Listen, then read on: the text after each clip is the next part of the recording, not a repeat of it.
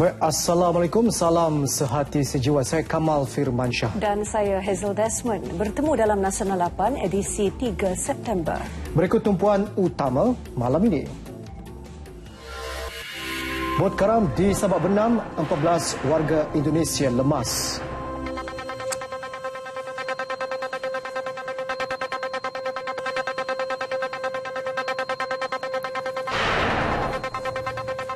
Culik kanak-kanak warga Belanda, 3 lelaki di penjara seumur hidup.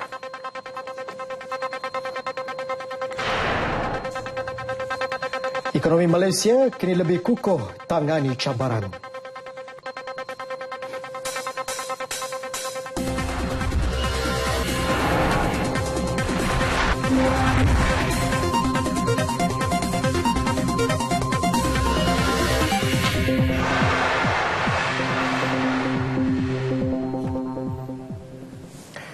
Sebuah bot membawa kira-kira 70 orang pendatang asing tanpa izin parti karam di perairan hutan melintang Sabak Benam pagi tadi.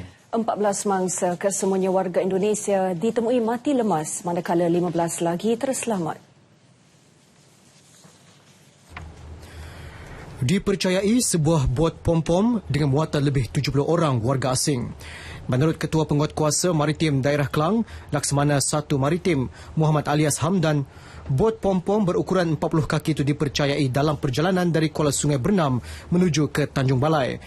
Agensi Penguatkuasaan Maritim Malaysia APMM Klang yang menerima maklumat daripada nelayan tempatan pada 10.37 pagi menemui 13 mayat wanita dan seorang lelaki selain 15 yang terselamat. Setakat ini, kita punya aset 2 buah kapal dan sebuah bot dah sampai. Pesawat kita dah sampai tadi lebih kurang dalam sebelum pukul 2 tadi. Cuba mencari survivors. Sebab kita punya concern sekarang, kita nak cuba cari survivors seberapa banyak yang kita jumpa. Setakat ini, bot-bot nelayan telah berjaya menyelamatkan, setakat yang kita tahu ni, berjaya menyelamatkan sebanyak 15 mangsa yang didapati selamat, 14 lelaki dan 1 wanita. Buat masa ni kita tak apa maklumat tentang kanak-kanak, kita tak tahu. Dan mayat yang kita jumpa 14, 13 wanita dan 1 lelaki. Beliau menambah kejadian mungkin berpunca daripada bot terlebih muatan atau mungkin juga faktor cuaca. APMM telah melancarkan operasi mencari dan menyelamat menggunakan 6 kapal, 4 bot dan 1 pesawat udara dengan dibantu 3 kapal Tentera Laut Diraja Malaysia TLDM. 1 pusat gerakan operasi mencari telah diwujudkan di Sungai Sumun, Hutan Melintang. Kesesakan teruk yang berlaku di Jalan Kuching, Ibu Negara pagi tadi disebabkan kemalangan membabitkan sebuah kereta, sebuah van dan 3 motosikal. Kesesakan itu bukan yang disebabkan jambatan runtuh seperti yang tersebar di media sosial. Pegawai Turus Siasatan dan Perundangan Trafik Kuala Lumpur, DSP S. Markandan berkata, kemalangan pada pukul 8.15 pagi tadi berpunca daripada sebuah kereta jenis Honda Civic yang menghala ke Kepong, hilang kawalan di kawasan Selekoh dan terbabas ke laluan bertentangan. Kereta itu melanggar sebuah van di lorong kanan, menyebabkan van berpusing dan dilanggar pula oleh 3 motosikal yang gagal mengelak. Van terbakar pada bahagian hadapan dan dipadamkan oleh pasukan bomba dari Balai Titiwangsa. Pemandu van Tan Chi Kian, 47 tahun, patah kaki kanan. Manakala seorang penunggang motosikal, Muhammad Farif Abdul Aziz, 27 tahun, patah tangan kiri serta cedera di kaki. Pemandu kereta yang didaftar atas nama sebuah syarikat di Taiping melarikan diri. Sementara itu, Rapid Rail Sdn Bhd kesal dengan tindakan segelintir pengguna media sosial yang menyebarkan berita palsu kononnya trek LRT jatuh di atas jalan raya berdekatan Kompleks Beli Belah Sogo sehingga menyebabkan kesesakan itu. Mahkamah Tinggi Kuala Lumpur menjatuhkan hukuman penjara seumur hidup dan 6 sebatan terhadap 3 lelaki. Mereka didapati bersalah menculik seorang kanak-kanak warga Belanda, Nayati Shamelin Modlia, 12 tahun, 3 tahun lalu. Hakim Kamardin Hashim membuat keputusan itu selepas mendapati pembelaan menerusi Peguam Bela Datuk Hanif Hashim, Rajinder Singh dan Kathy Wong gagal menimbulkan keraguan munasabah terhadap kes pendakwaan. Chong Tat Siong, 27 tahun yang bekerja sendiri dan dua rakannya Fong Kar Fai, 22 tahun dan Lee Pak Seng, 27 tahun didakwa mengikut Seksyen 3 Akta Culik 1961 yang membawa hukuman mati atau penjara seumur hidup serta sebatan. Pada 22 Mei tahun lepas, ketiga-tiga mereka dihadapkan ke Mahkamah Magistrate atas pertuduhan menculik Nayati dan tiada pengakuan direkodkan. Ketiga-tiganya bersama seorang lagi yang masih bebas didakwa menculik kanak-kanak tersebut di hadapan Sekolah Antarabangsa Monkiara pada 27 April 2012. Nayati dibebaskan penculiknya di kawasan rehat dan rawat Sungai Buloh, Lebuh Raya Plus pada 7.55 pagi 3 Mei, seminggu selepas diculik. Ekonomi Malaysia kini berada dalam kedudukan yang jauh lebih kukuh untuk berdepan sebarang cabaran berbanding ketika krisis kewangan 1997-1998. Menurut Perdana Menteri Datuk Seri Najib Tun Razak, pembaharuan struktur yang dilaksanakan kerajaan sejak 2010 telah memperkukuh kemampuan sistem kewangan Malaysia dalam menghadapi ketidaktentuan ekonomi dunia. The difference between 1998 and 2015 do not end here. Today, the equity market is worth 1.5 trillion ringgit compared to 175 billion then, with much stronger corporate balance sheets and better governed listed companies. Berucap merasmikan simposium pasaran modal dunia, Datuk Seri Najib berkata transformasikan sistem perbankan dan kewangan yang dijalankan termasuk memperkenalkan rangka kerja kawal selia bertaraf antarabangsa, memperkukuh keperluan untuk peserta pasaran serta pengurusan fiskal negara. Hasilnya, pasaran modal dan sistem perbankan terus berfungsi dengan baik tanpa merekodkan kegagalan atau terjejas semasa krisis kewangan global baru-baru ini. Enable our financial system to fulfill without interruption its most important function, which is as a critical enabler for economic development. By serving as a source of long-term financing to complement the banking sector, the Malaysian capital market has provided 376 billion ringgit through initial public offerings and bond issuances since 2012. Tegas Datuk Seri Najib, keadaan makroekonomi negara yang kekal kukuh ini meletakkan Malaysia di landasan tepat dalam mencapai status negara maju berpendapatan tinggi pada tahun 2020. Walaupun sistem kewangan negara teguh, semua pihak tidak boleh terlalu berpuas hati. Menurut Datuk Seri Najib, keadaan kini mencabar dengan harga komoditi dan minyak yang tidak seperti sebelum ini. Manakala ekonomi kedua terbesar dunia, China menunjukkan isyarat kelembapan. Justeru langkah menjadikan integrasi serantau sebagai salah satu keutamaan dasar teras adalah tepat. Malaysia sebagai pengerusi ASEAN tahun ini yakin akan potensi pasaran tunggal dan pangkalan pengeluaran yang bakal dilaksanakan hujung tahun ini. Perdana Menteri berkata aliran bebas barangan, perkhidmatan dan modal antara 10 negara anggota memberi ketahanan kepada rantau ASEAN untuk berdepan dengan cabaran ketidaktentuan pasaran luar. An economically strong ASEAN would have the ability to generate its own internal growth momentum, having the capacity to finance its own growth, using its own capital. And don't forget, if we can increase intra-ASEAN trade, the value to our regional growth would be quite significant. And of course, we will reduce our vulnerability to external fluctuations as well. Jelas Datuk Seri Najib, peningkatan peranan sektor swasta dalam memastikan pelaksanaan Komuniti Ekonomi ASEAN hujung tahun ini turut membantu menjayakan misi Malaysia. Penyepaduan dalam sektor kewangan khususnya akan menyumbang kepada kejayaan dalam pasaran tunggal yang bakal dinikmati ASEAN kelak. Pada majlis sama, Datuk Seri Najib Tun Razak yang juga Menteri Kewangan mengumumkan penubuhan Alliance of Fintech Community Affinity at SC. Ia bertujuan memacu rangkaian pemegang kepentingan dalam sektor teknologi kewangan. Perdana Menteri berkata penubuhan Affinity at SC akan membantu meningkatkan kesedaran mengenai peluang yang tersedia dalam sektor teknologi kewangan. Komuniti itu juga akan memangkinkan pembentukan dan pembangunan perniagaan dengan membentuk hub bagi memupuk ekosistem teknologi kewangan sepenuhnya. Selain menyediakan persekitaran kawal selia untuk menggalakkan inovasi kewangan yang bertanggungjawab. This network seeks to connect fintech entrepreneurs with investors, researchers, mentors, as well as relevant government agencies, in order to raise awareness about the opportunities in this sector, catalyze business formation and development by establishing hubs to nurture the fledgling fintech ecosystem.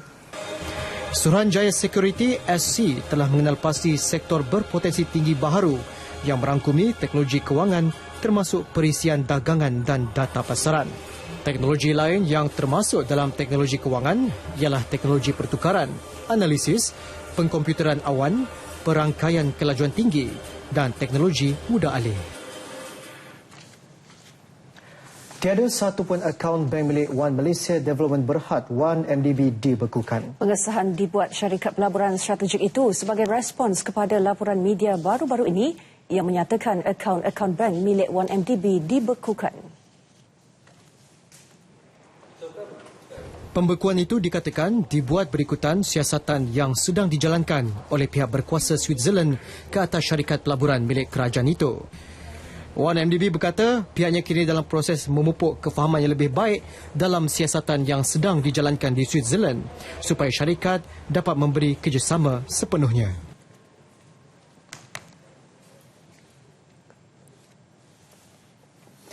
Pihak luar tidak seharusnya mengeluarkan kenyataan sesuka hati mengenai perihal kes dalam negara selagi siasatan pihak berkuasa belum selesai. Bagi pengerusi Lembaga Penasihat Pencegahan Rasuah LPPR, Tunku Abdul Aziz Tunku Ibrahim, tuduhan pengerusi Transparency International TI, Jose Ugas semalam mengenai penyiasatan wang derma 2.6 bilion ringgit dilakukan secara membuta tuli dan hanya memburukkan imej SPRM yang membantras gejala rasuah di mata masyarakat.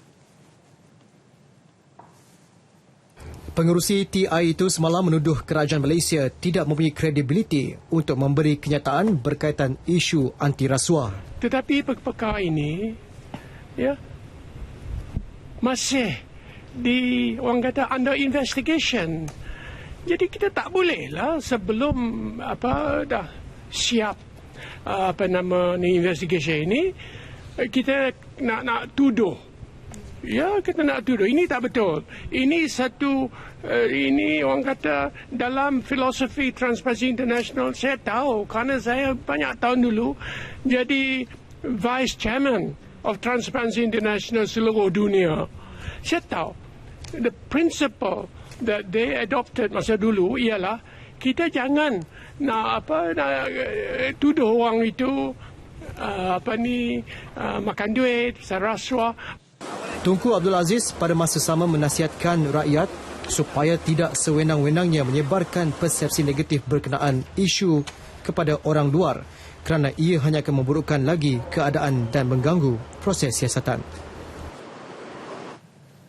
Ketua Menteri Sarawak Tan Sri Dr. Adnan Satim menyangkal tuduhan menerusi media antarabangsa yang mendakwa industri pembalakan di negeri tersebut dimiliki oleh golongan tertentu dan mempunyai unsur rasuah. Beliau meminta media berkenaan membuat kajian terperinci sebelum mengeluarkan sebarang kenyataan yang boleh mencemarkan nama baik negeri Sarawak. Tan Sri Dr. Adnan yang menjadi panel di persidangan anti rasuah antarabangsa IACC 2015 melahirkan rasa kecewa dengan dakwaan melulu pihak luar. Mereka sepatutnya membuat kajian berasas sebelum membuat tuduhan atau melaporkannya terus kepada Suruhanjaya Pencegahan Rasuah Malaysia SPRM.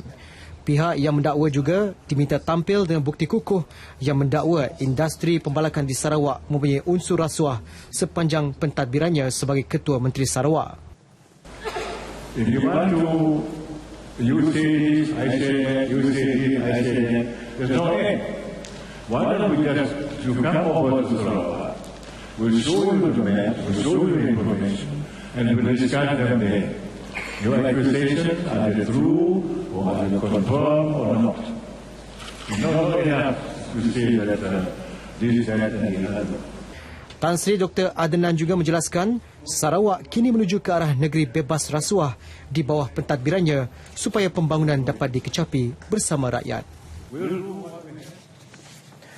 Naib Presiden UMNO Datuk Seri Syamuddin Tun Hussein menafikan kabar angin mengatakan mesyuarat Majlis Tertinggi UMNO Rabu depan akan memecat atau menggantung keahlian Timbalan Presiden Tan Sri Muhyiddin dan Naib Presiden Datuk Seri Muhammad Syafiee Apdal. Kabar angin berkenaan bukan sahaja tidak berasas, malah beliau selaku Naib Presiden juga belum mengetahui agenda yang akan dibincangkan pada mesyuarat itu.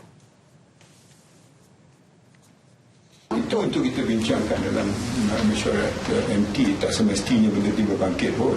Ini perkara-perkara yang dihebohkan di sosial media dan sebagainya. Macam mana dia nak tahu apa yang kita nak bincang dalam Majlis Tertinggi? Saya sebagai aktif Majlis Tertinggi pun tak tahu. Jadi mungkin kita nak layan benda-benda macam gini, mungkin tak berlaku pun. Tapi itu hanya kabar angin je lah. Beri serah kepada kebijaksanaan ahli-ahli Majlis Tertinggi. Datuk Seri Syamuddin bercakap kepada media selepas merasmikan Minggu Haluan Siswa Universiti Tun Hussein On di Batu Pahat, Johor.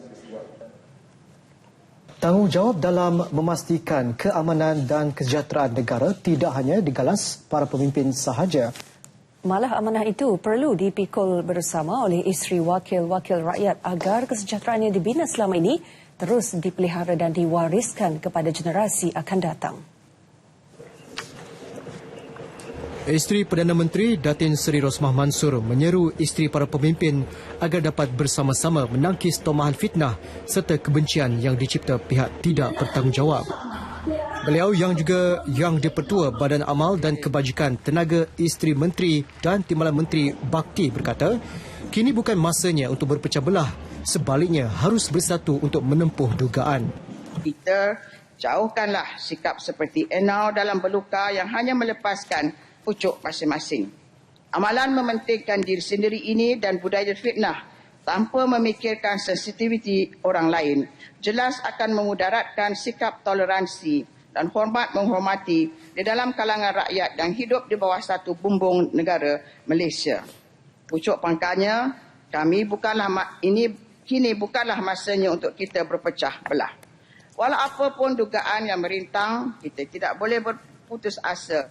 Beliau berucap pada program tahunan Isteri Wakil-Wakil Rakyat Barisan Nasional Se-Malaysia 2015 di Kolej Sains Kesihatan Bersekutu Sultan Azlan Shah Perak. Dalam pada itu, beliau juga mahu seluruh peserta program ini agar dapat menggunakan kesempatan untuk mewujudkan persefahaman antara satu sama lain dan bukannya sekadar menjayakan program kesukanan semata-mata. Hadir bagi merasmikan sukan tahunan ini, Timbalan Perdana Menteri Datuk Seri Dr. Ahmad Zaid Hamidi. Tahun ini seramai 536 peserta dari 14 buah negeri menyertai sukan berkenaan yang mempertandingkan acara badminton dan 10 pin bowling. Program latihan khidmat negara PLKN 2 yang bermula Januari depan akan memberi peluang kedua kepada pelatih yang gagal ke universiti untuk melengkapkan diri dengan pelbagai kemahiran. Kumpulan berkenaan perlu menjalani latihan kemahiran antara 3 hingga 24 bulan di institusi vokasional terpilih. Bagaimanapun, sebelum itu mereka diwajibkan menjalani latihan di kem PLKN selama 8 minggu. Menteri Pertahanan Datuk Seri Syamuddin Tun Hussein memaklumkan kementeriannya akan bekerjasama dengan pelbagai industri bagi memastikan pelatih mendapat pekerjaan sebaik tamat latihan. Selain Kementerian Pertahanan dan Kementerian Belia dan Sukan, PLKN 2 juga akan bekerjasama dengan kementerian lain dalam mempelbagaikan skop latihan program. Dan kita gunakan pusat-pusat kemahiran sebagai lautan biru punya pendekatan. All the vocational training institutes tak semestinya di bawah KBS saja. Tetapi di bawah kementerian-kementerian lain akan diberundingkan supaya dia pilih apa bidang yang dia nak buat dan berapa lama mereka akan bersama kita banyak bergantung kepada bidang yang dia pilih. PLKN 2 akan terus memberi tumpuan kepada 6 aspek untuk ditambah baik. Ia merangkumi modul baharu, kemasukan pelatih, jurulatih, kemudahan kem, alumni PLKN dan pelan komunikasi media. Bekas Peguam Kerabat Diraja Johor, Kamal Hisham Jaafar dihadapkan ke Mahkamah Session Johor Bahru atas 2 tuduhan pecah amanah wang syarikat melibatkan nilai RM533,000 5 tahun lalu. Tertuduh mengaku tidak bersalah ketika semua pertuduhan itu dibacakan di hadapan Hakim Muhammad Haldar Abdul Aziz. Kamal Hisham, 45 tahun, didakwa mengikut Seksyen 409 Kanun Keseksaan kerana melakukan pecah amanah sebagai pengarah syarikat Sultan Eds Sdn Bhd menerusi 2 perjanjian penyewaan harta syarikat bernilai RM515,000 dan RM18,000 pada tahun 2009 dan 2010. Hakim Muhammad Haldar menetapkan jaminan RM300,000 dengan 2 penjamin. Syarat tambahan juga dikenakan dengan tertuduh perlu menyerahkan pasport kepada mahkamah dan diarah melaporkan diri di balai polis setiap 2 minggu sekali. 30 September ditetapkan untuk sebutan semula kes.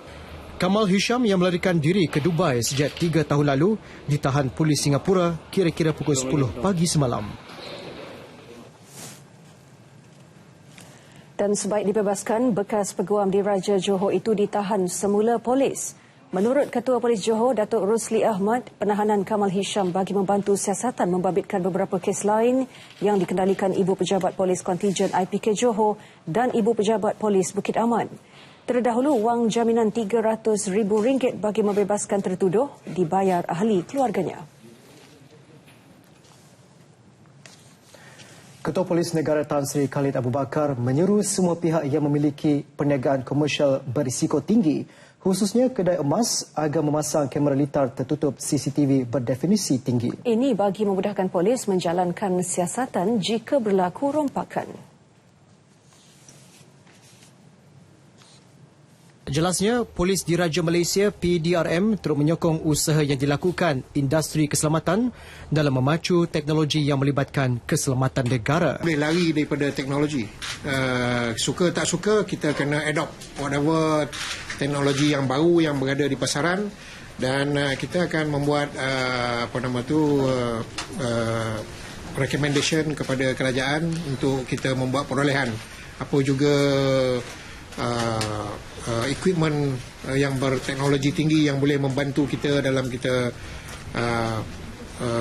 menjadikan pasukan polis kita ni lebih efisien lagi. Kebiasaannya, nisbah penetapan tugasan anggota polis dalam komuniti adalah seorang anggota polis untuk 250 penduduk seperti penetapan polis antarabangsa. Bagaimanapun, ia sudah tidak relevan lagi ketika ini. Dengan sebab itu, bantuan teknologi seperti CCTV amat diperlukan. Selain itu, peralatan seperti sistem pengecaman wajah dan nombor pendaftaran juga amat diperlukan pasukan polis. Latihan lanjut akan diberi kepada anggota polis seiring kemajuan teknologi yang diterima selaras mewujudkan pasukan polis yang moden. Beliau memberitahu media selepas merasmikan persidangan teknologi keselamatan Asia Tenggara di Ibu Negara. Keengganan Pengerusi Bersih 4, Maria Chin Abdullah, membayar sebarang tuntutan kos pembersihan berjumlah RM65,000 dibidas Menteri Kesejahteraan Bandar, Perumahan dan Kerajaan Tempatan, Datuk Abdul Rahman Dahlan. Sebagai penganjur, Pengerusi Bersih 4 katanya perlu lebih bertanggungjawab dan bukannya bersikap lepas tangan dan menyusahkan pihak lain.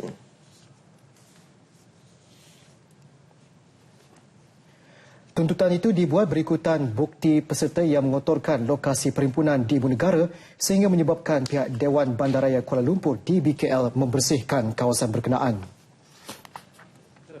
Dia bukannya tak ada duit, dia ada 2.4 juta. Yang saya minta hanya 65,000. Dan bil itu kita boleh itemizekan. Kita boleh tunjukkan gambar-gambar pekerja-pekerja alam flora yang turun sepanjang 2 hari, 36 jam itu, turun untuk membersihkan sampah mereka, membersihkan kencing mereka. Mereka kencing di merata tempat. dekat dengan dataran Merdeka itu bau hanyir. Ini bukan nak saya main-mainkan, itu betul. Dan selepas itu pula kita tahu bahawa ada pelancaran ataupun perasmian perarakan Hari Merdeka. Jadi kita terpaksa bersihkan semua kencing dan kekotoran yang dibuat. Dan kita ada gambar-gambar. Kita tahu apa yang kita buat. So 65,000 tu bayarlah. Ini berani buat, berani tanggung. Kenapa tak bayar? Dato' Abdul Rahman berkata demikian di Pulau Pinang. Penganjuran Perhimpunan Haram itu dilaporkan turut menyusahkan persiapan sambutan Hari Kebangsaan di Dataran Merdeka. Semalam, penganjur Perhimpunan Maria Chin Abdullah menegaskan bahawa pihaknya tidak akan membayar tuntutan kerja-kerja pembersihan yang berpunca daripada perhimpunan berkenaan. Bagi mengelak jemaah haji dikenakan caj tidak munasabah, tabung haji menetapkan harga bagi perkhidmatan luar yang beroperasi di maktab penginapan jemaah. Selain itu, mereka juga tertakluk dengan piawaian kualiti yang dipantau secara berterusan. Ikuti laporan Muhammad Yunus Muhammad Noor dari Mekah. Antara perkhidmatan luar yang terdapat di maktab penginapan ialah penghantaran barang, bekalan makanan dan dobi. Menurut pengurus khidmat luar TH, Syarif Ismail, kesemua syarikat yang beroperasi telah menandatangani perjanjian penetapan harga. Melaluinya, semua perkhidmatan tertakluk dengan harga siling ditetapkan. Bagi memastikan ia dipatuhi, lawatan secara mengejut dilaksanakan. Dan selepas itu kawalan ataupun pemantauan akan dibuat oleh petugas-petugas daripada unit khidmat luar dengan cara lawatan mengejut dan sebagainya. Kita akan pastikan harga tadi mengikut sebagaimana yang ditetapkan. Dan sehingga ini kita telah buat lawatan pemantauan, kita tak jumpa lagi maknanya pelanggaran kepada penetapan harga itu.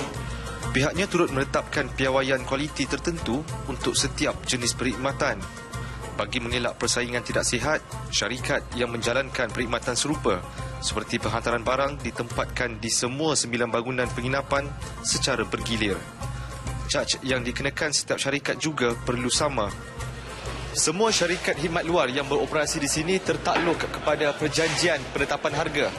Kawalan kualiti juga dipantau tabung haji bagi memastikan setiap perkhidmatan diterima baik oleh setiap jemaah. Laporan Muhammad Yunus Muhammad Noor bersama juru kamera Zamzi Osman dari Mekah Al-Mukarramah. Pembangunan luar bandar serta program membantu usahawan perusahaan kecil dan sederhana PKS merupakan keutamaan dalam agenda kerajaan. Walaupun Malaysia berdepan cabaran ekonomi global yang memberi kesan kepada mata wang dan pendapatan negara, dua agenda tersebut akan terus diberi perhatian. Jelas Perdana Menteri Datuk Seri Najib Tun Razak, sektor PKS menjadi tulang belakang kepada perkembangan ekonomi negara.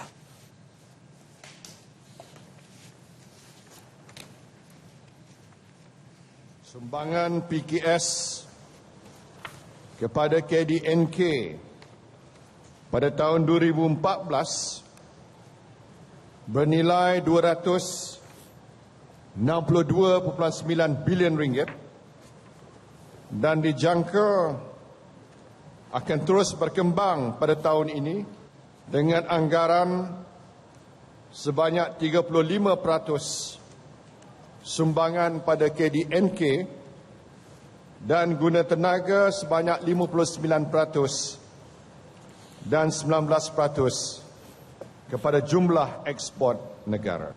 Dari segi sasaran pula, menjelang tahun 2020, sektor ini dijangka akan meningkat pada 41% sumbangannya dari segi KDNK guna tenaga sebanyak 62% dan ekspor sebanyak 25%.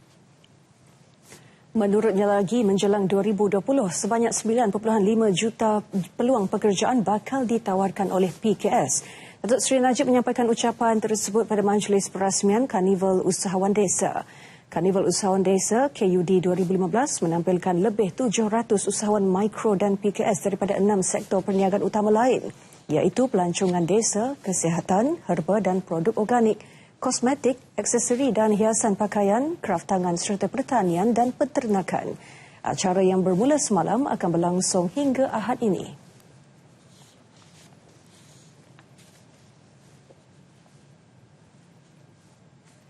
Datuk Seri Najib turut menyarankan usahawan PKS supaya lebih terbuka untuk mempromosi produk dan perkhidmatan mereka ke pasaran baru. Menambahkan pendapatan kepada mereka yang terlibat dalam bidang PKS dan juga mereka yang mengeluarkan hasil-hasil pertanian, maka kita perlu membawa, sama ada kita membawa mereka lebih dekat dengan pasaran ataupun kita nak mewujudkan satu cara dan kaedah di mana hasil jualan itu jumlahnya dapat ditingkatkan dan peningkatan itu hendaklah diperolehi oleh petani-petani ataupun pengeluar-pengeluar produk dan perkhidmatan oleh PKS kita. Jelasnya lagi, usahawan bukan sahaja perlu menumpukan pasaran tempatan, malah pasaran di peringkat serantau. Perusahaan kecil dan sederhana PKS digesa memanfaatkan kelemahan ringgit dengan meneroka pasaran ekspor. Menurut Ketua Pegawai Eksekutif Pen Pages Berhad, Fong Wai Leong, dalam era internet masa kini, proses untuk mengekspor produk menjadi lebih mudah berbanding sebelum ini. Beliau menyarankan PKS mencari platform digital yang tepat untuk mendapat akses kepada pelanggan-pelanggan baru. You must have a digital strategy how to market your product. Then only you stand a good chance of growing your business. If you do not have a digital strategy, I think the chances of growing your business is very low. And digital, like Google, is a very affordable entry. It's a very tiny investment to go. To get your product out. Bercakap pada sidang media Hari Digital SME, Fong berkata PKS perlu mempunyai strategi perniagaan yang baharu seperti e-dagang dalam menghadapi persekitaran ekonomi yang mencabar kini. Mengiklankan produk secara online, contohnya, lebih mudah dan murah serta dapat diakses oleh pasaran yang lebih besar. Bagi tujuan itu, beliau menyarankan mereka menggunakan platform pengiklanan yang terbaik seperti Pen Pages ASEAN, Google atau Alibaba. Pasaran modal tempatan kekal berdaya tahan meskipun berdepan dengan ketidaktentuan pasaran. Pengerusi Suruhanjaya Security SC, Datuk Ranjit Ajit Singh memberitahu ketahanan ini disumbang kepelbagaian sistem kewangan di Malaysia. We have a 1 trillion ringgit bond market. We have a 1.7 trillion ringgit equity market. We have domestic institutional pools of liquidity which are close to about 600-700 billion. And all these have been seen by many market observers as providing resilience to the Malaysian market.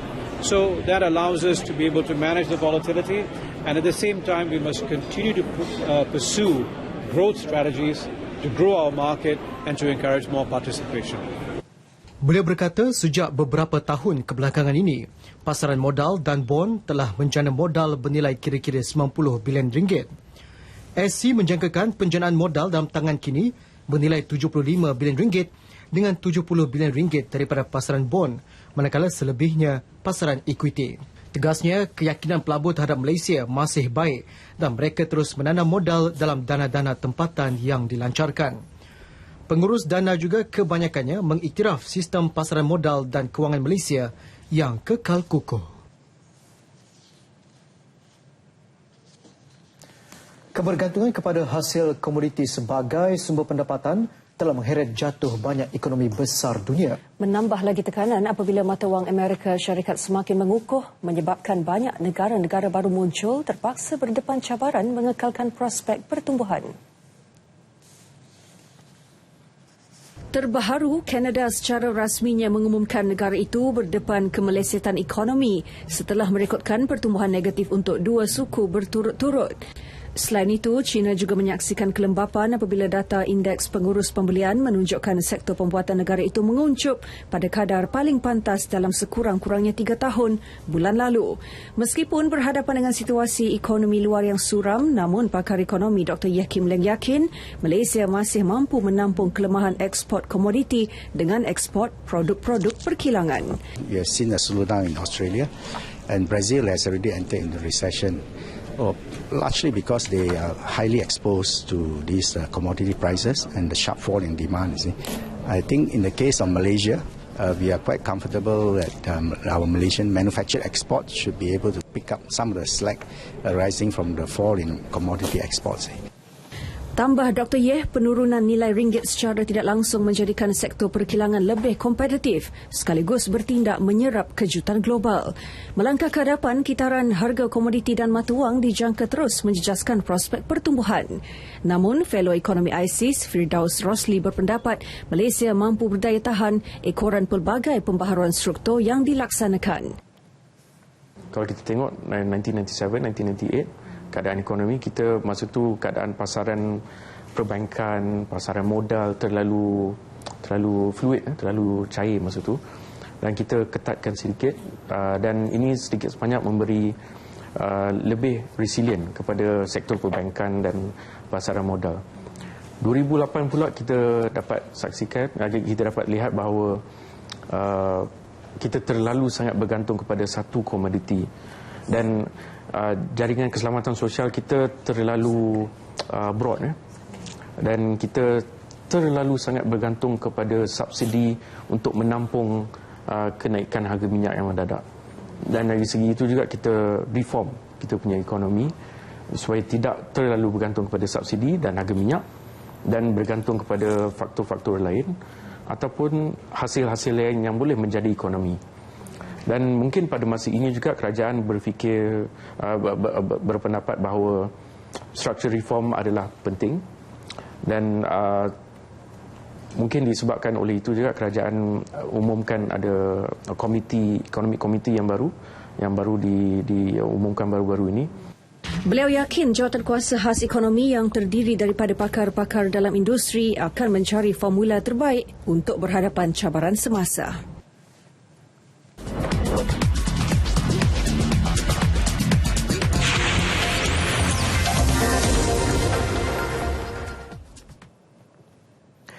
Baik, kejohanan golf kejuaraan tertutup PGM INP Group hari kedua menyaksikan dua pemain Syaban Husin dan Nicholas Fong berkongsi kedudukan selaku pendahulu dengan catatan terkumpul 6 di bawah par. Syaban dan Fong berkelebihan 1 pukulan di depan 5 pemain yang mengumpul 5 di bawah par. Pendahulu hari pertama Syaban Husin yang memulakan hari kedua dengan 8 di bawah par gagal memamer aksi konsisten pada pusingan kedua. 1 bogi dilakar pada 9 lubang pertama, manakala di 9 lubang terakhir, beliau hanya mampu menambah 1 birdie dan bogi untuk catatan 73 pukulan, 2 di atas par. Syaban Husin masih mampu tersenyum kerana mengekalkan kedudukan teratas dengan catatan terkumpul 136 pukulan, 6 di bawah par. Nicholas Fong yang menduduki tangga ke-8 antara yang cemerlang di hari kedua. Bermula dengan 2 di bawah par, Fong memenam 6 birdie dan 1 bogi selepas beraksi 17 lubang. Namun bogi di lubang terakhir sedikit menghampakan untuk catatan hari kedua 67 pukulan 4 di bawah par. Ia bagaimanapun sudah memadai untuknya melonjak ke tangga teratas berkongsi kedudukan pendahulu dengan Syaban Husin dengan catatan terkumpul 6 di bawah par. Sementara itu Sukri Othman antara 5 pemain yang berkongsi kedudukan kedua keseluruhan mengumpul 137 pukulan 5 di bawah par selepas beraksi 36 lubang. Manakala pemain pro negara Danny Chia memperbaiki catatan pada hari kedua dengan par 71 untuk catatan terkumpul 146 pukulan 4 di atas par. Beralih ke bola sepak. Ranking pasukan Harimau Malaya dalam kedudukan Persekutuan Bola Sepak Antarabangsa FIFA merosot 1 adat tangga lagi berbanding bulan lalu. Mengikut senarai baharu itu, kedudukan pasukan bola sepak kebangsaan pimpinan Dollah Saleh itu kini di tangga ke-169 berbanding 168 sebelumnya. Perkembangan terbaru ini membimbangkan kerana semakin menghampiri kedudukan terburuk yang pernah direkodkan skuad Harimau Malaya iaitu ke-170 pada tahun 2008. Di kalangan negara Asia Tenggara, Malaysia berada di kedudukan ketiga tercorot di belakang Laos dan Brunei. Filipina pula berada di ranking lebih baik iaitu di kedudukan ke-125. Indonesia yang ketika ini digantung FIFA turut berada di atas Malaysia di kedudukan 165 dan Timor Leste di kedudukan ke-163. Penurunan ranking Harimau Malaya ini dipengaruhi oleh keputusan seri tanpa jaringan ketika bertemu Bangladesh yang berada di ranking lebih rendah pada aksi di laman sendiri minggu lalu. Sekaligus memberi tekanan kepada Dollah Saleh yang bakal menentang salah satu pasukan terbaik Asia, Emirat Arab Bersatu UAE pada aksi kelayakan Piala Dunia 2018, Piala Asia 2019 malam ini. Pasukan pilihan Selangor akan mempertahankan kejuaraan Piala Sultan Selangor pada 24 Oktober ini.